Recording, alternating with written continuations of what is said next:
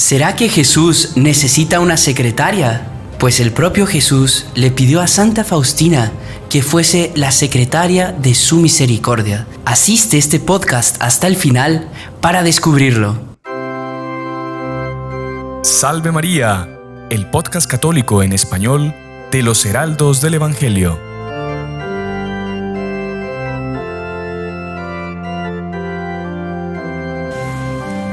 Muy estimados amigos, sean bienvenidos una semana más a nuestro programa Salve María con los Heraldos del Evangelio.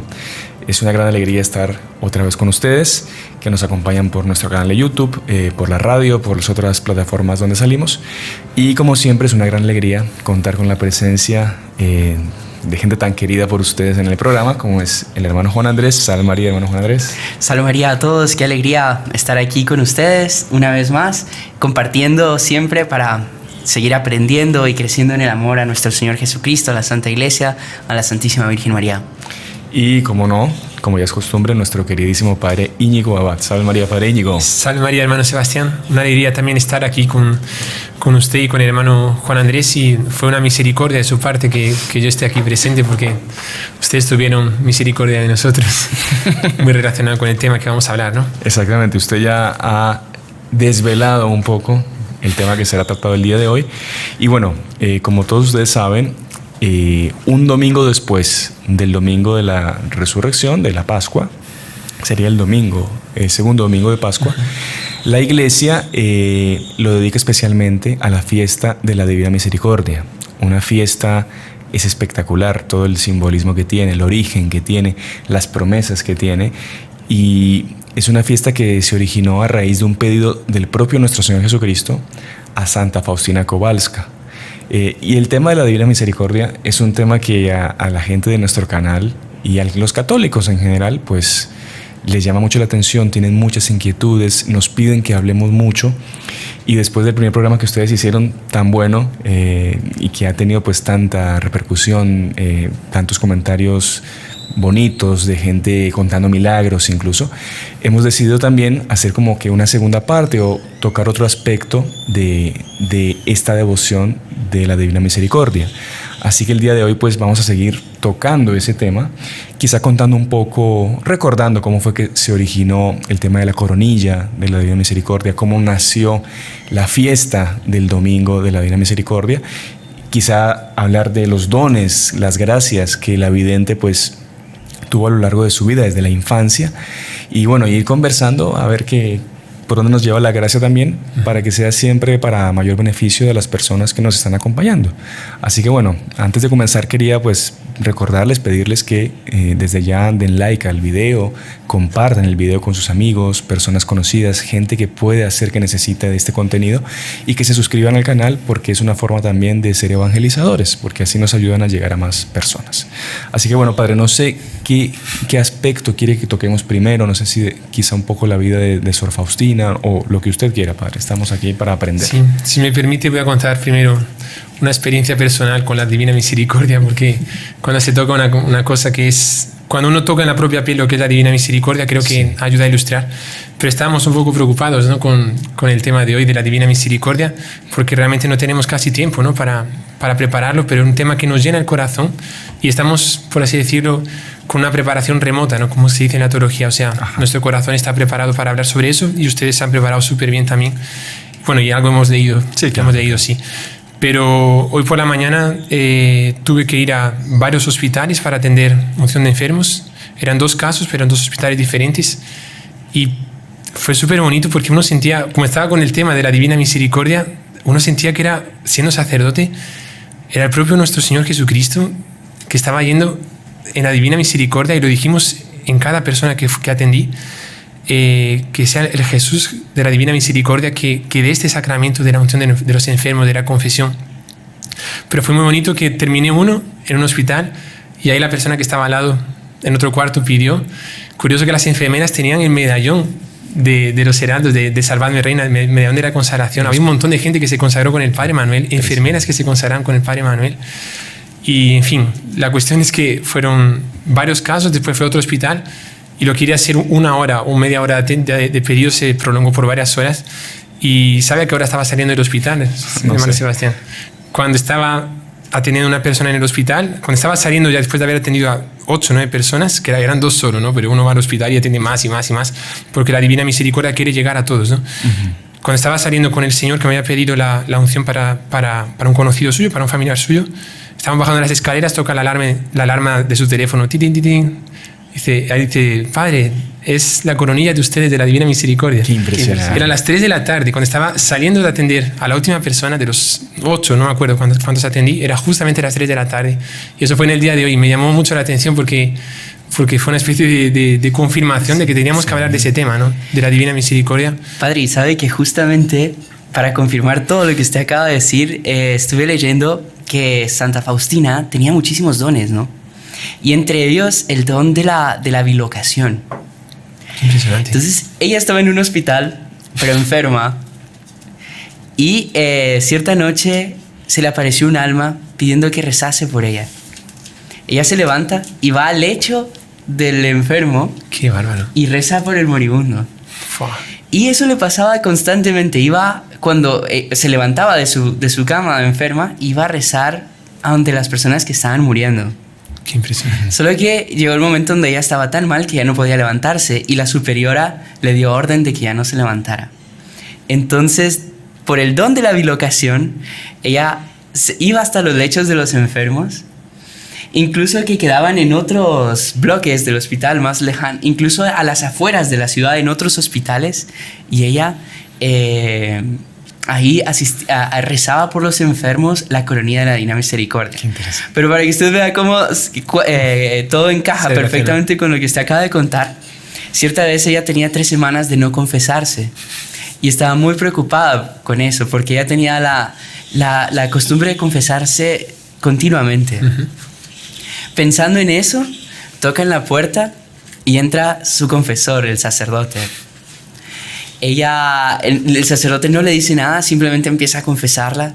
Ella se va confesando y cuando da la absolución era nuestro Señor Jesucristo, Jesús de la Divina Misericordia, que había tomado la forma del sacerdote y la había confesado. Qué impresionante. Y ahí entendió cómo los sacerdotes son dispensadores de la Divina Misericordia, que nuestro Señor Jesucristo justamente, qué mayor misericordia que el perdón, ¿no? Sí. Que el perdón de los pecados. Tanto así que la fiesta de la Divina Misericordia, justamente el Evangelio es ese, la institución de la confesión. Sí. Que es bueno siempre recordar eso, que muchas personas que no pertenecen a la Iglesia Católica o que son católicos que lastimosamente se han enfriado, atacan mucho el sacramento de la confesión. Siempre diciendo, ¿cómo yo me voy a confesar con otro pecador? Ese cura que está ahí seguro es peor que yo, en fin. Y se olvidan de que el sacerdote él actúa in persona Christi. Perdón, padre, no quiero cometer errores de latín, pero... Su latín es perfecto, ¿no, Sebastián? Perfectus. No, pero el sacerdote actúa in persona Christi. O sea, no es él el que está absolviendo los pecados, el que está perdonando. Él le presta, por así decirlo, su voz, sus cuerdas vocales a Dios, a nuestro Señor, para perdonar a esa persona que llega arrepentida. Es súper bonito eso y es bueno recordarlo, de que cuando tenemos esa gracia que solo los católicos tenemos, de acercarnos a la confesión, de abrir nuestra conciencia, de acercarnos arrepentidos, queriendo cambiar, queriendo no volver a cometer esos pecados, nuestro Señor como que se derrite, ¿no? Su Sagrado Corazón se derrite y es lo que más lo emociona a Él. Darnos ese perdón. Es espectacular, ¿no? O sea, que eso me hizo recordar que una vez un sacerdote de los Heraldos me comentó que llegó el domingo de la Divina Misericordia y no le venía nada para hablar, ¿no? Porque a veces pasa eso con nosotros. Sí. Bueno, aquí también en los podcasts pasa eso, a veces nos quedamos parados y no sabemos lo que decir. Y el sacerdote le pidió ayuda a otro sacerdote que hace unas homilías impresionantes. Le mandó un mensaje, en la época no era ni WhatsApp, era, no sé, hace 8 o 9 años. Y le mandó un mensaje y dijo, oiga, ¿usted me puede dar alguna pista para hablar el domingo de la Divina Misericordia? Y el sacerdote experiente ya en las homilías le mandó 3 frases. Le dijo, las puertas del cenáculo estaban cerradas. Las llagas de nuestro Señor están abiertas. Hoy es el domingo de la Divina Misericordia. Qué fenómeno. Qué bárbaro. Porque es el evangelio en el cual los apóstoles estaban todos con las puertas y las ventanas cerradas, con miedo.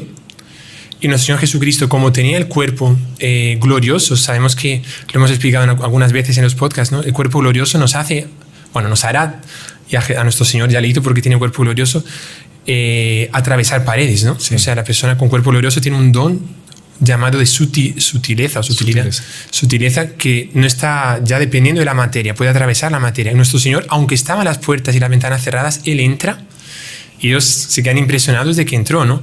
Y nuestro Señor les muestra las heridas abiertas.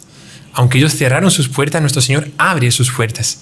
Y dice esa frase que usted decía, que es la institución del sacramento de la confesión. Sopla sobre ellos, le dice paz a vosotros, sopla sobre ellos y les dice, recibid el Espíritu Santo. A quien les perdonéis, les serán perdonados. Y a quien no les perdonéis, no les serán perdonados. Y en ese momento instituye el sacramento de la confesión. O sea, el domingo de la Divina Misericordia se lee el Evangelio que se instituye el sacramento de la confesión, en el cual nuestro Señor se abre al pecador, al que no cree, al que está cerrado en su conciencia, pero Jesús va a su encuentro para que esa persona se abra y deposite en su confianza, abra el corazón, diga sus pecados y nuestro Señor le perdona, ¿no? El tribunal de la misericordia de Dios es la confesión, ¿no? Es el único tribunal del mundo donde el culpable sale absuelto, ¿no? Sí. Desde que sea sincero, Claro. y esté arrepentido y cumpla la penitencia. Hay una frase muy bonita que la escuché, por cierto, en un podcast en Brasil, que nos toca acompañar, ellos están comenzando, y el padre Alex hablaba de la confesión también, y él decía, Dios no absuelve pecadores, Dios absuelve penitentes. Qué interesante. O sea, penitente es la persona que tiene el deseo de cambiar, el deseo de salir de esa vida de pecado y seguir el camino de Dios, que Dios le ha puesto, que es el camino del cumplimiento de los mandamientos. Evidentemente habrán caídas, porque nadie puede decir, no, yo a partir de... Todos queremos hacer el propósito de no pecar más, pero puede ser que tengamos una que otra caída, pero siempre con esa mentalidad, con ese deseo de nunca más ofender a nuestro Señor. Eso me parece muy interesante la frase, ¿no? Pero bueno, padre, ya... quizá, bueno, usted habló de la bilocación de Santa Faustina. Ella... como toda santa, bueno, no todos los santos tienen así dones místicos tan avanzados, por así decirlo, pero ella fue dotada de grandísimos dones. Y recuerdo que leí que desde el comienzo de su vida, desde que era bien pequeña, ella le contaba a sus hermanas y a sus compañeritas del colegio que ella soñaba con la Santísima Virgen, con nuestro Señor. Incluso su madre la regañaba mucho porque ella no dormía en las noches. Y mantenía la lamparita pues, de aceite encendida, no la apagaba, y su madre llegaba, pero ¿por qué no te duermes, Elena? Ella se llamaba Elena antes de sus votos. Y decía, no es que no quiera dormir, es que cuando me voy a dormir se me aparece un ángel y me dice que no duerma porque Dios quiere que rece. Qué impresionante. Y desde pequeñita ella se acostumbró a ese convivio con lo sobrenatural, ¿no? Que ella es un alma súper inocente, sufrió mucho también. La historia de ella es apasionante, no sé si han podido leerla así, una biografía, pero ellos, claro, en Polonia, en medio del comunismo, un país súper pobre, ellos eran súper pobres, decía la biógrafa, en la familia de Sor Faustina se comía miseria, o sea, sufrieron un montón. Ella cuenta también un hecho súper interesante y pungente, así que una de las cosas que más le dolió cuando fue al colegio, a la escuela, era que nadie quería juntarse con ella. ¿Por qué? Porque ella tenía unas ropas tan pobres, tan miserables, que la humillaban. Entonces ella lloraba, sufrió mucho cuando era pequeña. E inclusive una de las cosas que cuenta ella que más la hacían sufrir es que no podía ir a misa todos los domingos. ¿Sabe por qué no podía ir? Porque solo tenían un vestido bonito para todas las hermanas. Entonces se lo tenían que ir rotando los domingos, y ella el domingo que no le tocaba el vestido para poder ir a la misa, porque claro, para que ustedes vean la importancia de ir a la misa bien vestido, ¿no? Una niña pobre deseando de todo corazón ir, no podía ir porque no tenía un vestido adecuado para presentarse delante de nuestro Señor. Y ella cuando no podía ir tenían un misal en la casa y ella se iba ahí en medio del campo y como que místicamente acompañaba la misa a distancia, iba leyendo todo y conocía la misa perfectamente, le enseñaba a sus hermanitas pequeñas el simbolismo de cada misa. Cuando el sacerdote llegaba y besaba el altar, simbolizaba la traición de Judas. Cuando el sacerdote se movía de un lado a otro, era nuestro Señor siendo conducido de Anás a Caifás. Es súper interesante, y la devoción eucarística que ella tenía a nuestro Señor era algo maravilloso. Entonces, usted ve que es un alma escogida, y que por su fidelidad, por haber llevado bien ese sufrimiento, Dios le dio esa gracia pues, de tener ese convivio con Él y de ser, como decía nuestro Señor, su secretaria, ¿no? Sí. Para el mensaje más importante, diríamos, para la salvación de las almas, ¿no? Sí. Bueno, no sé si ya... No, súper, sí. Me parece muy bonito eso que usted dice, ¿no? Que uno podría pensar que... Porque realmente existe su conversión, Sí. pero no es que haya sido una conversión en el sentido de que era una, creo yo, no sé, una pecadora. No, para nada. Ella quería ser religiosa, quería ser santa y los papás, lo explicamos en el último podcast, ¿no? Pero los papás no le dejaban y cuando cumplió 17, 18 años ya se resignó a no poder ser porque, bueno, si mis papás no quieren, y estaba en una fiesta, ¿no? Y no era una fiesta como hoy en día, ¿no? No. Una fiesta... Un baile, era un digamos. baile. Pero aún así ofendía a nuestro Señor, ¿no? Y cuando ella estaba como que para comenzar a danzar, pero las danzas de 1910, 15, no sé, ¿no? ¿Qué es eso comparado con hoy en día, ¿no? Y se le aparece nuestro Señor, ella lo ve, las otras personas no lo ven, y se aparece llagado, como si fuese un echeomo, y mirándole seriamente, ¿no? Diciéndole, ¿hasta cuándo me vas a pecar contra mí? ¿Hasta cuándo me vas a ofender? ¿Hasta cuándo me vas a seguir traicionando? Así traicionando. Traicionando, ¿no? Claro, porque nuestro Señor la había escogido a ella para ser su esposa, ¿no? Porque las religiosas son esposas de nuestro Señor. Sí. Y claro, era una forma de decirle, o sea, ella ya ¿Para tenía qué la bailar? edad, ¿Para qué claro, estar ya ahí? tenía la edad para irse al convento. Y ahí, a partir de ese momento, fue que ella... Creo que ni siquiera vuelve a casa, ¿no? No. No. Le Pasa avisa que a la hermana y... Ella vivía afuera porque ella trabajaba como sirvienta, Ajá. ¿no? Entonces, claro, para ganarse la vida y ayudar un poco a su familia, todo el dinero íntegro lo mandaba para ayudar a su familia. Ella sale de su casa y desde pequeña comienza a trabajar como sirvienta. Y estando, no me acuerdo en qué ciudad fue eso, la verdad, no sé si fue en Varsovia, que se dio esa ocasión del baile que nuestro Señor se le aparece y ahí es que ella toma la decisión de irse al convento. Exacto, y como usted dice, ni se despidió. No, incluso ella, bueno, al ver eso, ella dijo que puso la excusa de que tenía un dolor de cabeza Sí. y se retira del baile y va a una iglesia, ¿no? Se posterna ante el Santísimo con los brazos en cruz y ahí escucha una voz, ve a Varsovia, ¿no? Sí. Ve a Varsovia, y ahí y le dice que va a encontrar un sacerdote, tal, todo. Ella llega y ahí encuentra al sacerdote. que le acompañó después, ¿no? En la vida espiritual, ¿no? Exacto. Creo que es beato, me parece, ¿no? Creo No, que sí. ¿O es otro? No, es otro. Ah, El sacerdote que le ayudó a ella en la confección del cuadro, todo, es un sacerdote que ella conoció en Vilna, en Lituania, que ahí fue donde se pintó el primer cuadro. Que creo que ustedes contaron eso también. Sí, lo contamos, sí. Como, perdón, no. Pero puede contarlo porque... No, que, o sea... Por lo menos, no toda la historia. Sí, pero en el año 31... nuestro Señor se le aparece a ella y le pide que mande a hacer que pinte el cuadro, así como lo está viendo. Perdón, 22 de febrero de 31, que es nuestra fiesta de los heraldos, De ¿no? los heraldos, sí. Que fue, De la aprobación pontificia. La aprobación pontificia. Ujú.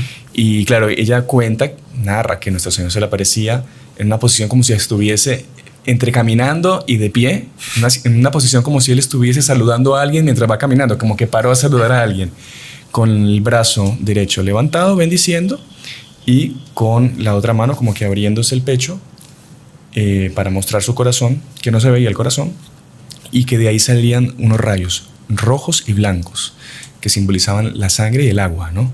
Ella da toda una explicación. Y abajo la frase que decía, Jesús, en ti confío, ¿no? Entonces, claro, ella recibe ese mandato, ese pedido de nuestro Señor, ¿no? Y claro, pero ella no estaba en condiciones. Ella decía, yo no sabía pintar, no sabía nada. Y ella quedó súper angustiada porque no conseguía cumplir ese mandato. Entonces ella tenía un confesor ahí en ese convento que al principio no, mire, eso son locuras, eso no se preocupe. Píntalo en tu corazón, exactamente. Pero ella después, por unas circunstancias, imagínense, para ir a reemplazar a una hermana que era la cocinera ahí en el convento en Vilna, que hoy en día es Lituania, ella va. Y ahí nuestro Señor le vuelve a insistir para que pinte el cuadro, y ahí el confesor, que ya sí es el que le va a acompañar todo el resto de su vida, sí la apoya y le consigue al pintor que hace el primer cuadro de la Divina Misericordia. Que por cierto, bueno, no sé si ustedes contaron también eso, que ella empieza a seguir con mucha atención la confección del cuadro y ella dice, no, pero no tiene nada que ver con lo que yo vi. Digamos, ¿no? ¿Sabe que era curioso? Porque ella, la superiora tenía que autorizarle a salir y a hablar con el pintor. Entonces la superiora, para no llamar la atención, decía que iban a ir a misa a una capilla y después de la misa pasaban donde el pintor, las dos, lo hacían cada sábado. Ajá. Y bueno, se me fue el santo al cielo ahorita. pero eso, ya recordé. ¿Qué pasa? Se esparció un poco lo del cuadro y las otras religiosas se burlaban de ella. Sí, claro.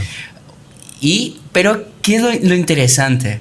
Que algunas dijeron, ella debe ser santa porque sufre todo esto con una paciencia y una alegría inigualable. Y por eso las hermanas creyeron en ella, por la paciencia que tenía. Y ojo, que era una persona muy alegre. Sí. Desde pequeña. Las personas que le conocían decían que era una persona muy alegre, que incluso le encantaba cantar y sonreír y todo. Entonces eso es muy importante porque muchas personas piensan que los santos, sobre todo que tienen así tantos dones, son personas, digamos... fuera de la realidad, serios, tristes. Que desprecian a todo el mundo porque son pecadores y que andan así. Y al contrario, súper alegre y súper feliz. Usted a veces ve, claro, nosotros no somos santos ni mucho menos, pero muchas veces usted lee comentarios en los programas. Ustedes tocan temas muy serios, no sé por qué sonríen tanto, porque no sé, porque la virtud pues está la alegría y nosotros tratamos de practicar la virtud y eso trae alegría, lo lamento, así somos nosotros. Monseñor Juan, nuestro fundador, nos ha enseñado siempre eso, que tristeza y melancolía fuera de la casa mía, como dicen. Entonces, ¿qué estamos hablando? Del cuadro, ¿no? Ajá, del cuadro. Entonces, ella, perdón padre, no ha hablado nada de usted, no, que ella empieza a ver que el cuadro no tiene nada que ver con lo que nuestro Señor era en la aparición. Y ella le manifiesta a nuestro Señor que, pero Señor, no, el cuadro no está quedando bien. Y nuestro Señor le dice que no se preocupe, que más importante que el cuadro es el mensaje que Él tiene para dar a la humanidad a través del cuadro y de la devoción. Es decir, la gracia que voy a colocar en ese cuadro. Y tanto es así, cuenta la historia, que en una ocasión nuestro Señor se le apareció similar al cuadro que estaban pintando. Que no era nada que ver, o sea, como que él se adaptó a esa realidad para que ella quedase tranquila y siguiese con esa labor, ¿no? La verdad es que, claro, para Santa Faustina era como que muy diferente de lo que ella veía, ¿no? Porque ¿cómo va a pintar a nuestro Señor? Es imposible. Pero realmente el primer cuadro, el segundo cuadro, claro, también es bonito y todo, pero a mí por lo menos, no sé, el primer cuadro es que fue el que Santa Faustina acompañó. El segundo cuadro de Santa Faustina ni siquiera lo vio, ¿no? Porque, bueno, lo explicamos en el otro, no lo vamos a grabar ahora. A decir ahora, quien quiera lo vea después. Pero el primer cuadro es que es muy bonito. O sea, las facciones de nuestro Señor. Hicimos un podcast reciente, digamos, hace 2 o 3 semanas, de la sábana santa. Sí. De la fotografía de Dios. Y recuerda muchísimo. O sea, uno ve que es muy parecido, que el segundo cuadro no es tan parecido, ¿no? Claro. Con la sábana santa. Porque, no sé, nuestro Señor como que más... Las proporciones son más rectas, así, diferentes. No consigo explicarlo, pero es súper bonito ese cuadro, realmente. Muy bonito. Que es el cuadro que, bueno, nosotros difundimos mucho también, el cuadro original, lo hemos mandado en varios países por el sistema de apostolado que tenemos, pero claro, es basándonos en el original, que también hay una historia bien bonita que no sé si da para contarla, pero milagrosamente se mantuvo oculto, ¿no? No sé si ustedes contaron eso. Lo contamos, sí. Bueno, perfecto. Bueno, padre, entonces mire, ya la primera parte del programa casi que se nos ha ido, pero yo veo que usted tiene algo bien interesante para contarnos, que es al respecto de las visiones que ella tuvo también del purgatorio, del infierno. Porque claro, mucha gente confunde a veces el aspecto de la misericordia de nuestro Señor, de que usted puede pecar libremente, porque igual pues nuestro Señor perdona todo y Él no le importa nada en el fondo, ya estamos perdonando todo. Y no es así, es una deformación tremenda que hay de esa devoción. Y justamente creo que nuestro Señor le da esa visión a ella para que tengamos en cuenta de que Él es pura misericordia, Él está dispuesto a perdonar cualquier pecado, pero quien no está dispuesto a aceptar esa misericordia de nuestro Señor, es el destino que le espera, ¿no? El infierno. Así que, si quieren, vamos a la pausa. Y volviendo, pues el Padre nos comenta esas visiones que tuvo, ¿no? Claro que sí. Santa Faustina. Ya regresamos entonces. Salve María. Salve María. Continuamos con la segunda parte de nuestro programa Salve María con los heraldos del Evangelio.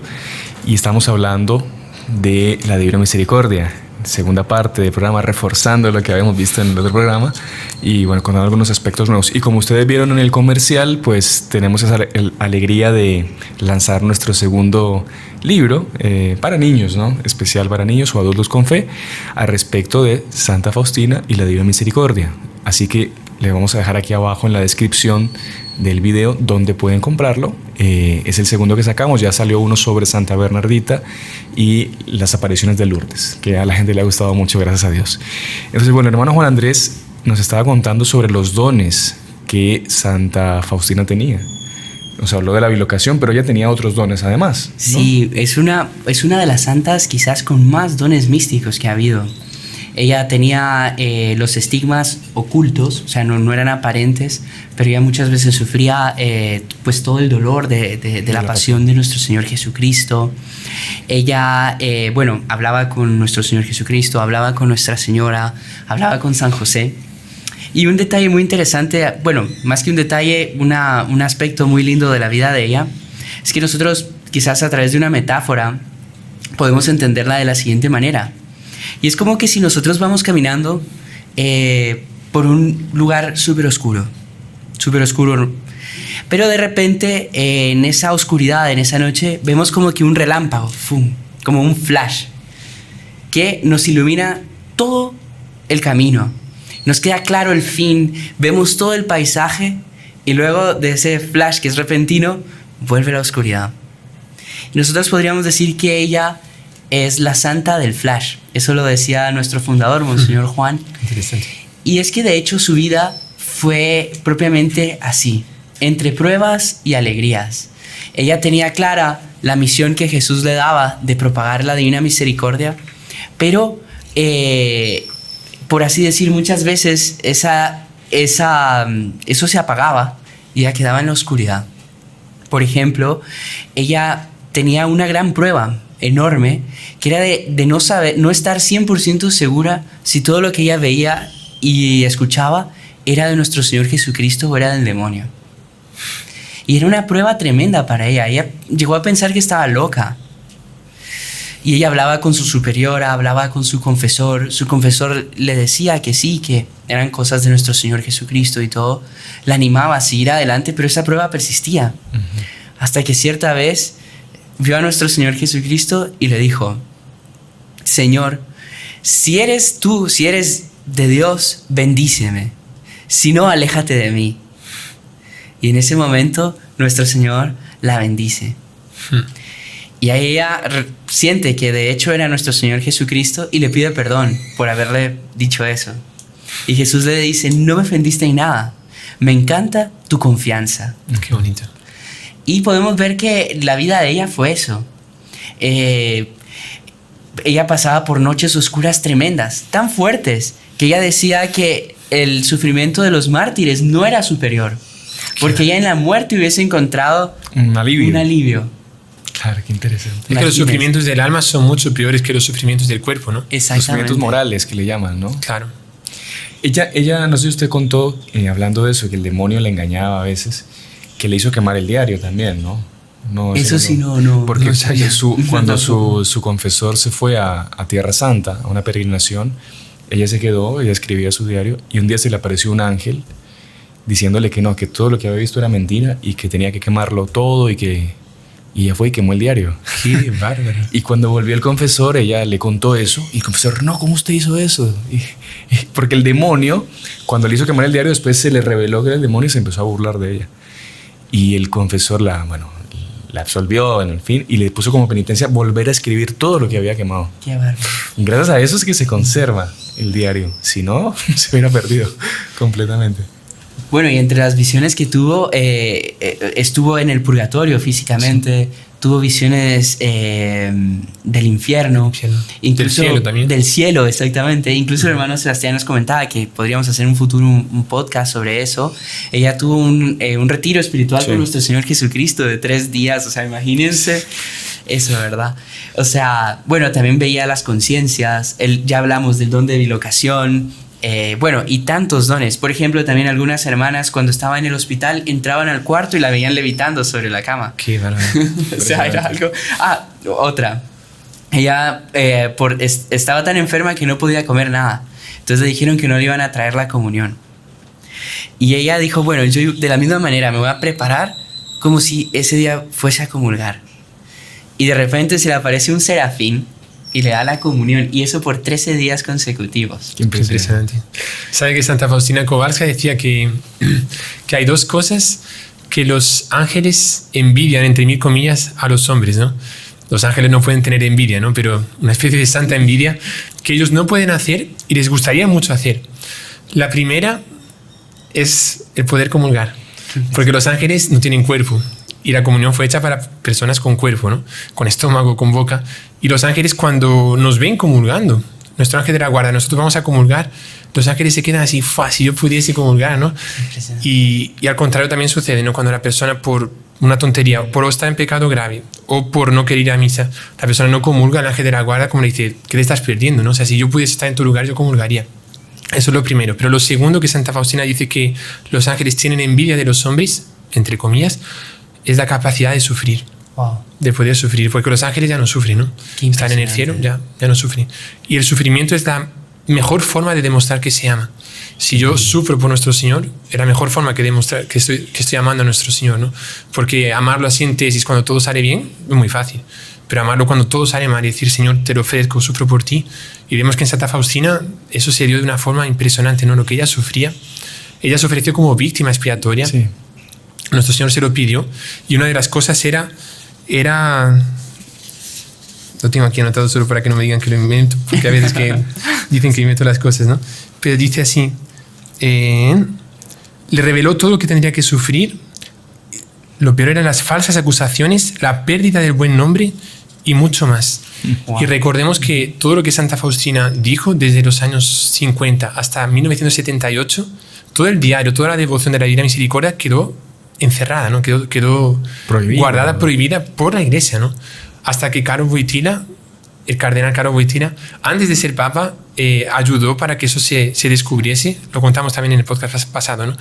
Y eso fue en abril de 1978, cuando él pidió a la Santa Sede que abriese nuevamente la autorización de tener el diario, de poder tener devoción a la Divina Misericordia, y la Santa Sede autorizó. Y 6 meses después, o 7, en octubre, él fue elegido papa, ¿no?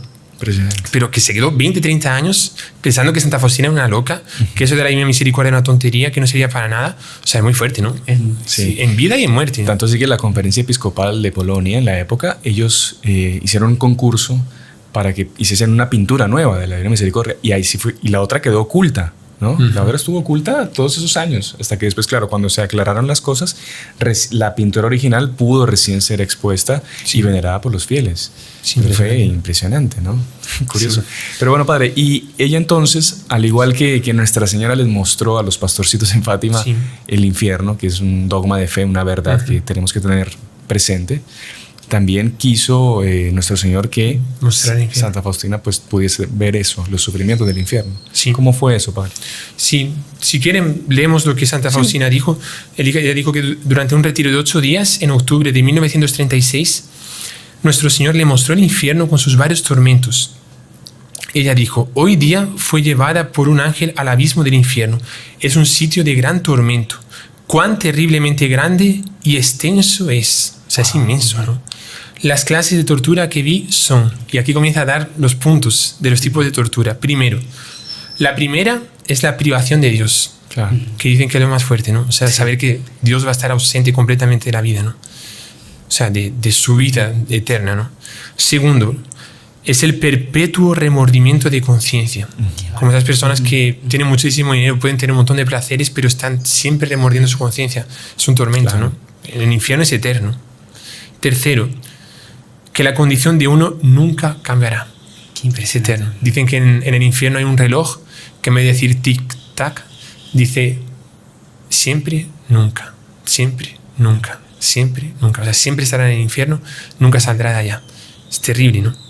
Cuarto, es el fuego que penetra en el alma sin destruirla. Un sufrimiento terrible, ya que es puramente fuego espiritual, prendido por la ira de Dios. Impresionante. Es la ira de Dios que enciende ese fuego, que es mucho peor que el fuego. Decía San Ignacio, ¿no? Que el fuego del infierno es más o menos como la proporción que hay del fuego del infierno para el fuego de la tierra. Si ya cuando nosotros en una hoguera nos podemos quemar, en el infierno es mucho más. Y dice San Ignacio que el fuego de una hoguera es como si fuese fuego del infierno, y la pintura para nosotros es el fuego actual. O sea, como, no sé si como si hubiese en una pintura hubiese una fogata pintada. Ajá. Y no toca. Y no pasa nada. No pasa nada. Y cuando toca en un fuego se arde muchísimo. La pintura, en realidad, para los que están en el infierno, es como si fuese el fuego de la tierra. Fuego de la tierra. Claro. Qué impresionante. Impresionante, sí. Bueno, Don Bosco se acuerda que cuando él también fue al infierno, él tocó una pared externa del infierno y él quedó con una quemadura para toda la vida, ¿no? Sí. Y él tenía la cicatriz y la llaga, ¿no? Impresionante. Quinto, es una oscuridad continua y un olor sofocante terrible. A pesar de la oscuridad, las almas de los condenados se ven entre ellos. Es un lugar oscuro, pero entre ellos se ven también, ¿no? Para mayor tortura, ¿no? Mayor tortura. Es un lugar, es el lugar de las tinieblas, ¿no? Claro. Realmente. Sexta, qué bárbaro. Es la compañía constante de Satanás. Qué bárbaro. Imagínense lo que si a nosotros estar en una sala con una persona que es insoportable, que es una persona que es, no sé, mal hablada, que dice malas palabras, que uno le pega, no sé qué, ya es insoportable. Imagínense estar eternamente con el demonio. Qué bárbaro. Con Satanás. Séptima, no sé si le va bien que vamos leyendo. súper bien. Séptima, es una angustia horrible, odio a Dios, palabras indecentes y blasfemia. Creo que lo peor que puede haber en la vida, que le puede pasar a una persona, es la angustia, ¿no? Una sensación horrible que usted nada lo calma, y usted eso eternamente, ¿no? Eternamente. Bueno, en medio de otras torturas, ¿no? Y otros sufrimientos, pero la angustia es algo. Usted no sabe qué va a pasar, el porvenir. Y mucha gente sufre hoy en día de muchas enfermedades porque se angustian, justamente. Sí. Y eso multiplicado por, no sé, infinito en el infierno. Dicen que una de las causas que aumenta el dolor es no saber cuándo va a terminar, ¿no? Entonces, una persona tiene un cáncer, por ejemplo, si le dijese, mira, usted se va a someter a 6 meses de quimioterapia y se va a curar y ya está. Son 6 meses, en 6 meses termina. Pues uno dice, bueno, 6 meses y ya termina. Pero no sabemos hasta cuándo va. Esto puede ser fatal. Esto puede resultar en la muerte. Eso es lo que angustia, el no saber cuánto tiempo va a durar. Y el infierno es eterno, o sea, no hay fin. Claro. Qué bárbaro. Es terrible. Octavo, ella dice así: estos son los tormentos que sufren los condenados, pero no es el fin de los sufrimientos. Existen tormentos especiales, destinados para almas en particular. Estos son los tormentos de los sentidos. Cada alma pasa por sufrimientos terribles e indescriptibles relacionados con el tipo de pecado que ha cometido.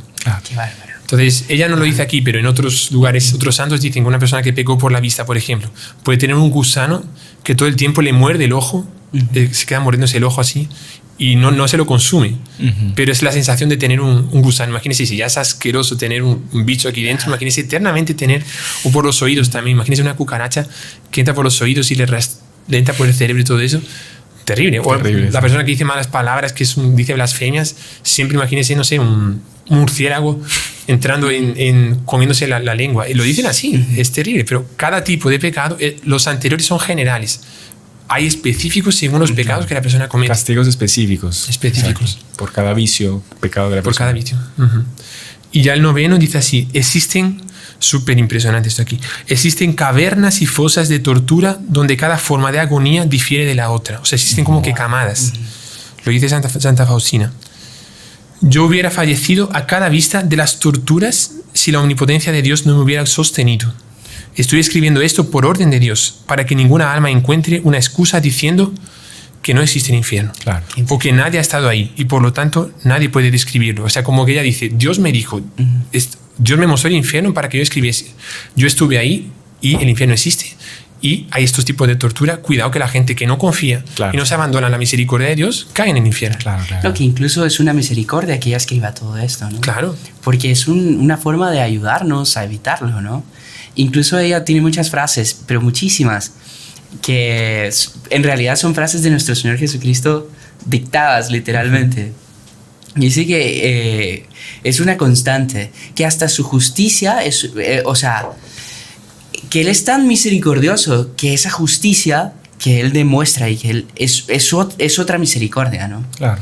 Entonces eso es impresionante. ¿Sabe que también me hizo recordar? Cierta vez ella vio, por así decir, místicamente, porque no es que ella no sabría decir cómo lo vio, pero vio todos los pecados que se cometían durante el carnaval. Y ojo que estamos hablando de un carnaval de 1930, ¿no? O sea, de la década de los 30. Imagínense si fuese el carnaval, por ejemplo, que hubo en Brasil este año. que fue terrible, ¿no? Sí. Unas blasfemias, unas cosas horrorosas. Directamente burlándose ya de Dios, de la religión. ¿Qué castigo Dios nos manda después? Eso ¿no? atrae, claro, la ira de Dios, evidentemente. Y sabe que Santa Faustina al ver eso dijo, yo que conozco el misterio de la misericordia, porque a decir verdad es un misterio también, es algo impresionante porque nosotros como que vemos pinceladas, pero es un misterio esa misericordia de Dios, que pues es, la mayor muestra de su omnipotencia es justamente en esa misericordia, ¿no? Pero ella dice, yo que conozco ese misterio, no comprendo cómo Dios no ha destruido el mundo. Qué bárbaro. Imagínense. No, y justamente ya se contó, el origen de la coronilla fue eso, ¿no? Fue una visión del ángel que quería castigar a la humanidad, ¿no? Y escuchando esas frases que se rezan en la coronilla, es que el ángel como que aplacaba su ira. Sí. Ella misma, de castigar. ella lo... Fue el 13 de septiembre de 31, ella misma vio al ángel y ella soltó esa frase, pero en el fondo nuestro Señor se la había colocado, ¿no? Que es la que se reza en el comienzo de la coronilla. Y después, al día siguiente, nuestro Señor le enseña a rezar la coronilla que le había comenzado a enseñar la primera frase el día anterior, que era el 14 de septiembre, día de la Santa Cruz. Sí. Y nuestro Señor le dice, todo lo que pidas en la coronilla, todo lo que pidas te lo voy a dar. Desde que esté en la voluntad de Dios, claro. En mis planes. Pero es impresionante. Que mis planes, que se entiendan, es tu salvación, la salvación de tu alma. Ese es el plan primero de Dios. Sí. Claro, Dios no le va a dar algo que a usted le perjudique el camino al cielo, digamos, evidentemente, ¿no? Sí. Bueno, hay un empleo que quizá pues será muy bueno, muy apetitoso, pero puede ser que te pierdas, que encuentres a alguien ahí que te va a desviar. En fin, mucha gente pide a veces dinero y el dinero a veces no es la solución para nuestros problemas, puede ser una causa de perdición. Entonces, muy interesante esa salvedad que da Dios también, ¿no? Claro, pero sabe que viendo un poco los milagros de la coronilla, de la Divina Misericordia, buscando un poco qué milagros hay, es que hay tantos testimonios, tantos milagros, inclusive en nuestro canal, o sea, uno puede ver, están ahí un montón de gente que agradece por la coronilla porque se convirtió, que es inclusive más impresionante que una sanación y una cura de una enfermedad, porque curar el alma, si el alma vale más que el cuerpo, curar el alma es más importante que curar cualquier enfermedad corporal. Pero son tantos testimonios, tanta gente que ha llegado a sentir esa Divina Misericordia a través de la coronilla, que es impresionante, y esa devoción a Santa Faustina, ¿no? Porque el milagro que suscitó la beatificación de Santa Faustina fue un milagro impresionante de una señora, creo que era de Estados Unidos, se llamaba Maureen Digan, espero que se diga así, no se escriba Maureen Digan, tal vez está viva la persona también, pero a los 15 años le dijeron que tiene una enfermedad. Aquí está escrito linfedema, no sé si era exactamente un linfoma, un linfedema, no sé lo que es, pero entre 15 y 20 años, desde ese día de 15 años hasta los 20 años, tuvo 50 operaciones. Wow, ¡qué bárbaro! 50. Durante 10 años, continuamente iba al hospital, en los cuales pasaba una semana o pasaba 12 meses en el hospital. Durante 10 años, volvía. Después la enfermedad comenzó a aumentar y le tuvieron que amputar una parte de la pierna. Después no fue suficiente, le amputaron la pierna hasta la cadera. ¡Ay, qué bárbaro! O sea, perdió una pierna completa y era rezando y los médicos diciendo que era imposible que sobreviviese, ¿no? Porque una enfermedad que casi no tenía cura. Y ella conoce la Divina Misericordia, habla con un sacerdote allí de Estados Unidos, el padre Serafín Michalenko, y decide ir a Polonia para peregrinar, para pedir ayuda a Santa Faustina. Y el padre va también con ellos, ella y el marido, y repito, puede ser que estén vivos, esto aquí fue en los años 80, no sé. Y van hasta allá, y ya cuando entran en el santuario de la Divina Misericordia, creo que es ahí donde está enterrada Santa Faustina, o si no, donde está enterrada, y ella solo dice una frase, porque ella no tenía tanta fe así en Santa Faustina, por lo que creo. Ella dice así: pidió especialmente la curación, tenía desconfianza, estaba con desconfianza, y solo le dijo así a Sor Faustina: está bien, Sor Faustina, haz algo con esto. Haz algo con esto. O sea, ni siquiera le pidió, cúrame, tal. Haz algo con esto. Y en ese momento que dijo eso, de repente desaparece el dolor completamente y toda esa putrefacción que ella tenía también desaparece y comienza a disminuir. Y se cura en el momento. En el momento. Qué bárbaro. Y después los médicos no se lo explicaban, ¿no?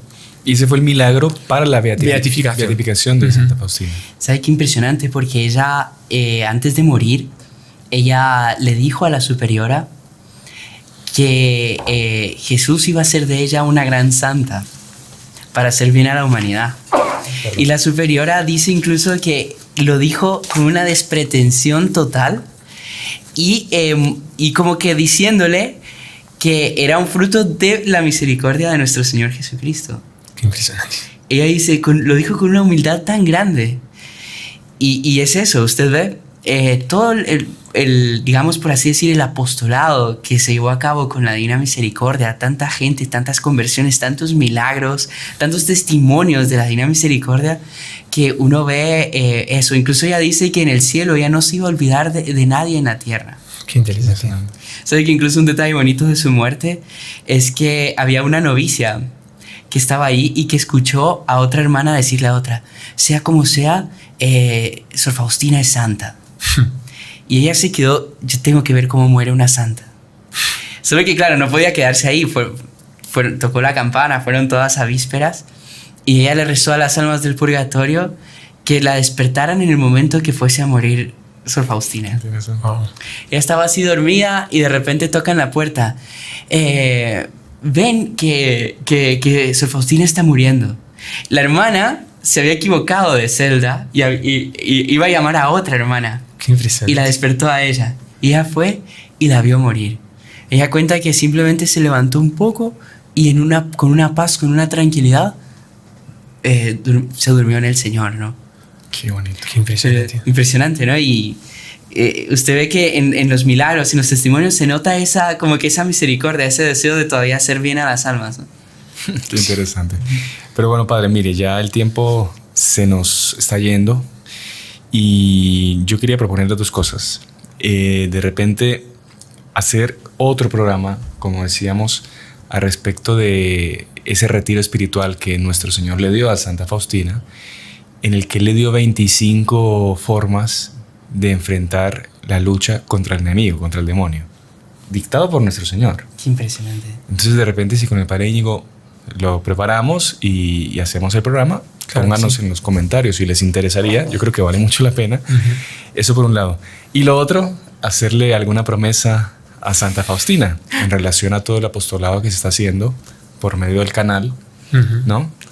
Dejamos en manos de ella que ella haga llegar a muchas más personas pues todos estos programas, esta devoción, y no lo vamos a decir aquí abiertamente en público, pero de repente hacerle una visita en algún momento para que podamos pues dar a conocer más y difundir más esta devoción, ya que pues el canal de los Heralos es una herramienta también de evangelizar, una herramienta de llevar ese mensaje de esperanza de la Divina Misericordia.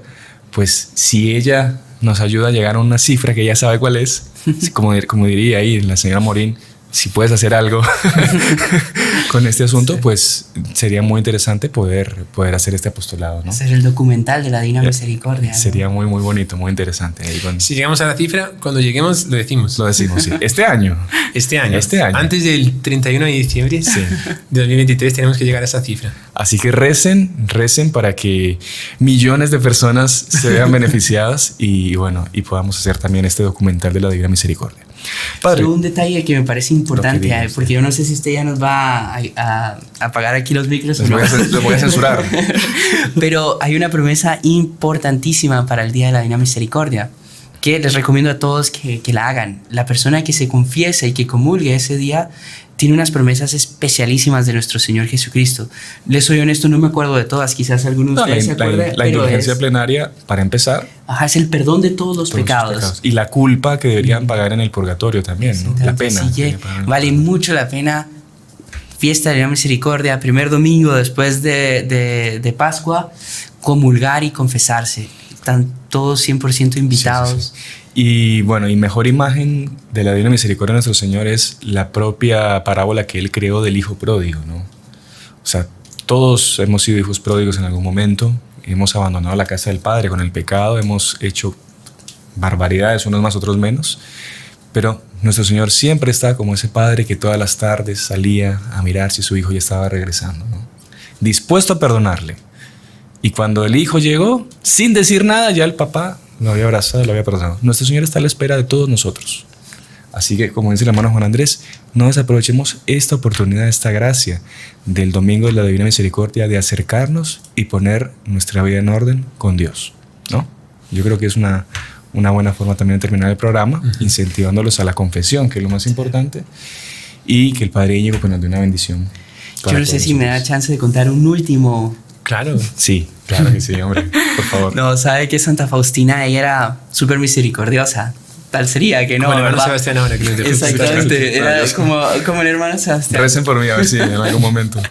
Bueno, entonces ella se esforzaba muchísimo en transmitir eso a los demás, esa misericordia de Jesús, pero con su presencia, con su forma de ser, con su alegría.